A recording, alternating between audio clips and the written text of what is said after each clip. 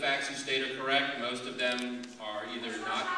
I'll clarify. I've been online 2 days. Okay, I put it there. I'm not hiding from the facts, and I'm not going to tell you what you want to hear. I'm going to tell you the truth, and you're going to decide for yourself how you feel about this. And if you all leave opposed to it, that's your prerogative, and I respect that. But I will try to answer your questions. 2/3 to 70% of the people we serve have either a mental health issue, substance abuse issue, or both that they are struggling with. 2/3 of the people we serve. You know what? I'll round it up to 70% just because I don't want to argue with you on that. What's important is that we have the services for that. There are many places where people go. There's a hotel in the neighborhood that I've heard about. Yeah, the drug place. Yeah. Where I don't think they have any drug treatment services. They do, it doesn't work. They sell it. Well, so that's another issue for another day, but that concerns me and that troubles me because I think the important thing is not who the people are, but how the people are served. Now, you're incorrect on the fact that 70% of them are ex-cons. Though I will not lie to you that people who we serve have had histories of incarceration, no question about that. It is not, one piece of it, I'm going to get to all of it. They are not a majority of the people we serve. Okay? The owner of the building. The owner of the building. I cannot speak to his business dealings. But let me tell you, I don't know what they are. Okay? So, but I'm not, ma'am, with due respect to everybody in the room, I'm here to answer questions. So maybe he's the best person to ask those questions of, and you may want to invite him, but I can't answer questions about his business. What I can tell you is that if we are successful in our negotiations with the city and are awarded a contract based on the proposal that we've submitted, we would then sign a lease. We would not purchase. There's some talk about us buying the building. We would sign a lease to rent the building from him. So that would be the nature of our relationship with him. What he does elsewhere, you may be right, you may be wrong. I'm not going to argue with you about that, but I don't know that. So those are questions more appropriate for him.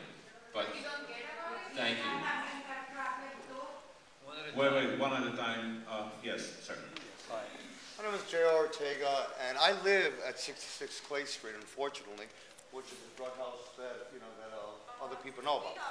It is a horrifying experience.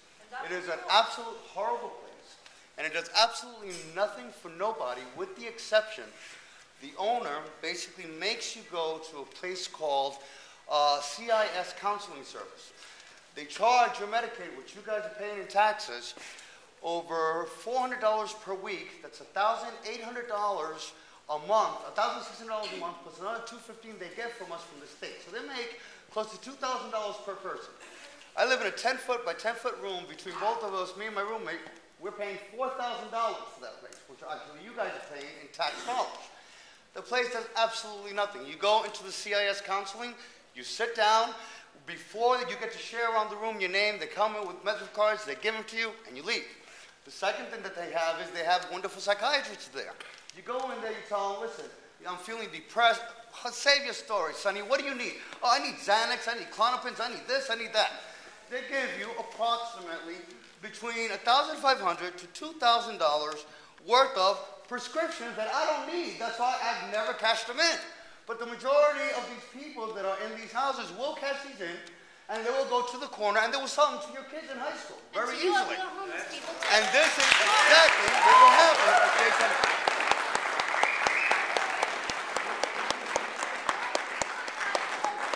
This is just the tip of the iceberg. I mean, I could talk about this for 10 hours, what I see going on.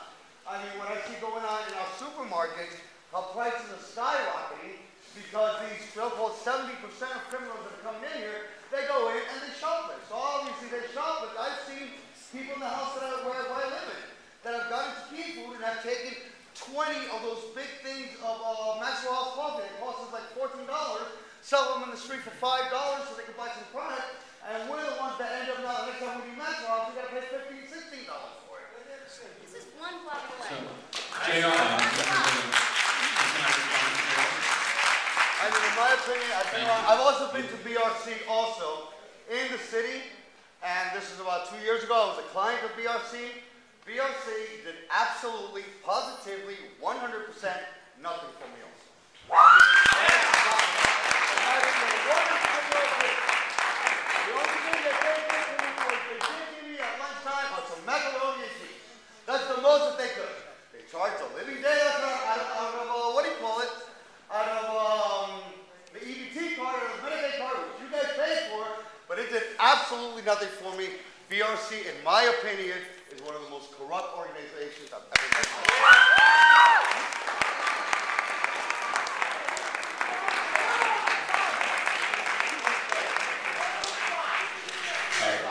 So JR, I want to thank you for the courage of speaking your mind and for taking the risks that I know somebody takes to speak out, particularly where they live. This is 1 block away. This is 1 block away, 1 exactly. block. They'll be dealing back and forth. So the things that JR described,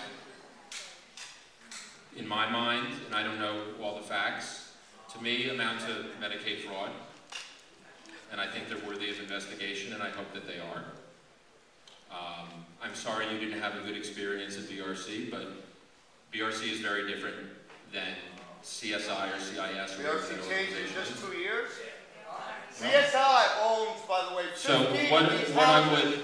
Every time they got convicted last year JR, for if I could Medicaid fraud answer. and everything, all they did was they got a big fine, so they paid a fine. They made, at 66 Clay Street, they made $3 million profit a year. They call themselves non-profit. They got a $100,000 fine and opened up 50 more houses. They make $45 million a year. Absolutely. $45 million a year.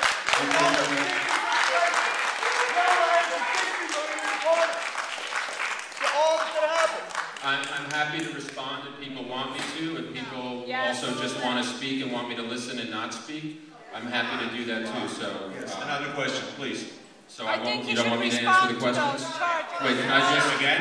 procedurally, can I just understand whether I'm here to answer the questions or only to listen to the statements? To answer Because I'd like please. to answer each person.